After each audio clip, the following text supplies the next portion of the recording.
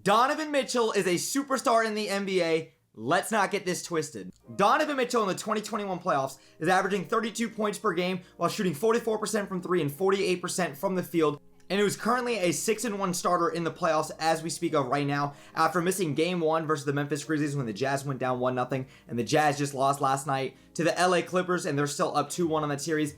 Donovan Mitchell is the X factor in the playoffs and he's been the best player in the NBA playoffs as we speak.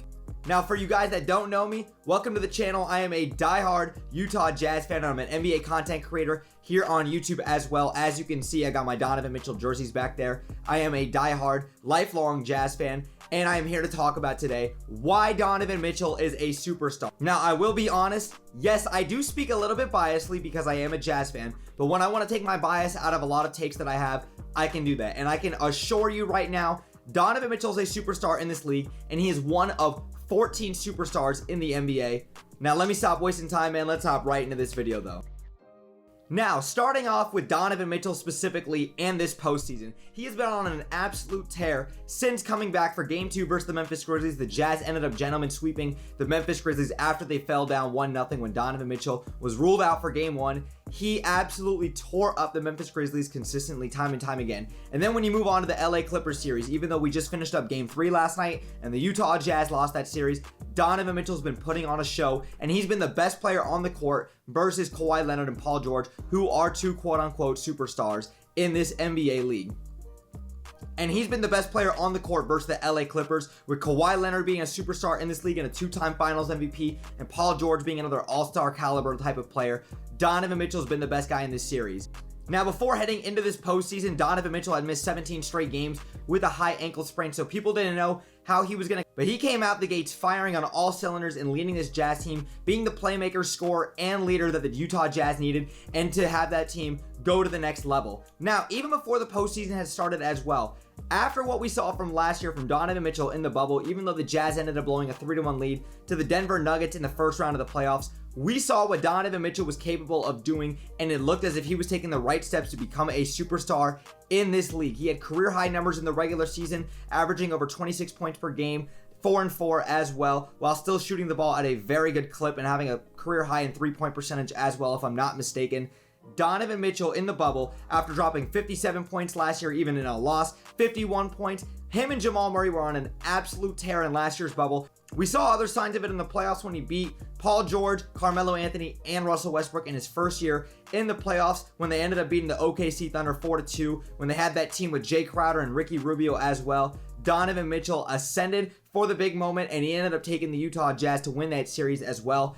And the thing that we see time and time again with Donovan Mitchell specifically is the fact of the matter is that even though he's a great and an amazing regular season player, he's a two-time All-Star this year, but Donovan Mitchell in the playoffs has consistently stepped his game up year in and year out, and that's where superstars are made. In the big moments, in the playoffs, you could be a great regular season player, but in the playoffs is when it counts the most, and Donovan Mitchell elevates his game under pressure. We saw that last year in the bubble. We saw it in his first year, in his rookie year when they beat the OKC Thunder, and we're seeing it again right now in the playoffs as well.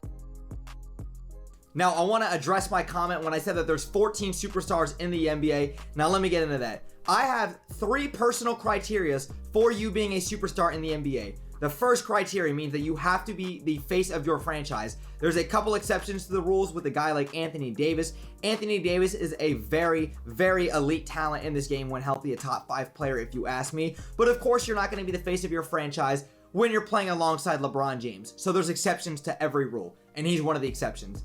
My second criteria is you have to be a 1A or a 1B on a championship level contender, which means that you cannot be a second option. There's a difference. 1A and 1B, for example, would be like LeBron James and Anthony Davis. They're on the same tier, essentially. Kevin Durant and James Harden, they're on the same tier, essentially. A second option would be a guy like Kyrie Irving, who has shown the ability to be a second option on a championship level team. When he was on that Cleveland team that came back down 3-1 versus the Golden State Warriors, Kyrie Irving was the second option to LeBron James. He was not on the same tier as a LeBron James. Kyrie Irving also proved that he could not be a 1A or a 1B on a championship level roster when he was with the Boston Celtics and showed the incapability to lead that Boston Celtics team to the promised land, and was also a cancer in the locker room for the most part. My third and final criteria for you being a superstar in the NBA means that in high leverage playoff moments, you need to be able to take over games by scoring the ball and being dominant in the fourth quarter to take over and secure wins in the playoffs. Now, there's one exception, truthfully, to that rule, and that's just really Giannis Antetokounmpo, because Giannis in the playoffs is truthfully a big. He's not really a versatile 1-5 guy, even though in the regular season he can be that guy and run the floor and play point forward. In the playoffs, he's a big, and in the playoffs, a big man, a dominant big man, needs a wing guy like a Chris Middleton or a Drew Holiday in order to step up. Now, those guys aren't consistently playing at an all-star level. They decide whenever they want to show up. They're very sporadic. But the point is, Giannis is going to be a guy who needs a backcourt level player who can be elite in all-star level moments that can take over games with high leverage moments. That's why Giannis is a little bit of an exception to that rule. Now, the 14 superstars I have in the NBA in no particular order that fit this description, if you ask me unbiasedly, in no particular order, let me make that clear, is LeBron James, Kevin Durant, Steph Curry, Kawhi Leonard, Giannis Antetokounmpo, James Harden, Anthony Davis, Luka Doncic, Joel Embiid, Nikola Jokic, Damian Lillard, Jason Tatum, Donovan Mitchell, and Kyrie Irving. Two guys I have sitting right on the edge of becoming a superstar in this game are Devin Booker and Trae Young. I need to see just a couple more playoff games from these guys. The Phoenix Suns are up 3-0 on them. But Devin Booker and Trae Young are essentially superstars in this game. They're showing it, and they're meeting the criteria as we speak right now. Now, the last statement I want to make about Donovan Mitchell personally is what Stephen A. Smith alluded to on Get Up and on First Take this week when he said that Donovan Mitchell is the best player in the Utah Jazz's franchise history. He said, I don't want to hear about John Stockton. I don't want to hear about Karl Malone. Let me play that clip real quick for you guys. In Utah, already, I want to hear about Karl Malone. I want to hear about John Stockton. That's the best player in the history of the Jazz organization right there. I just said it, and I ain't stuttering.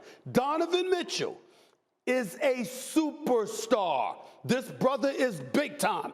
Now look, does he have some truth to what he's talking about? 100%. Do I understand what he's talking about? Absolutely. Donovan Mitchell is the best player in Utah Jazz history in terms of skill set and what he's capable of doing night in and night out. Now that doesn't mean that disrespect Karl Malone or John Stockton, but Karl Malone and John Stockton didn't have the skill set and the capability of taking over a game in the sense that a Donovan Mitchell can and the superstar fathom that they do. Now, he's not saying that Donovan Mitchell has accomplished more than Karl Malone and John Stockton. That's crazy. Karl Malone is the NBA's #2 overall scorer of all time. I believe he has the most free throw attempts and free throw makes in NBA history as well. John Stockton leads the NBA in assists and steals all time. These guys are some of the greatest to do it at their position respectively. But what he's alluding to is the fact that Donovan Mitchell right now has the skill set and he is the greatest talent the Utah Jazz have ever had, which I can agree with, and I understand what he's saying. People are taking that way out of context. Even though Stephen A. Smith is being very blunt, I understand what he is saying. That's it for this video. Thank you guys so much for watching. I got a big announcement for you guys, and I'm going to knock on wood, and considering the fact that the Utah Jazz advanced to the Western Conference Finals and beat the LA Clippers in this series, I will be flying out to Utah for the conference finals or the NBA finals.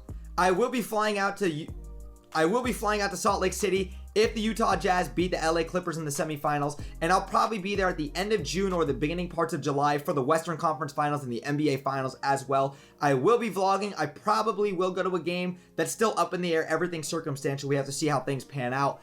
But if you guys want to continue to support me and the channel, I will be doing vlogs. If you guys want to go subscribe to the channel so you guys can stay tuned and follow along for that adventure and for more NBA and Jacksonville Jaguars content that I do here on this channel, that would be amazing. Make sure you guys like, share, and subscribe down below though if you guys did enjoy the content. Everything and all of the support means the world to me at the end of the day. Thank you guys again for your continuous support.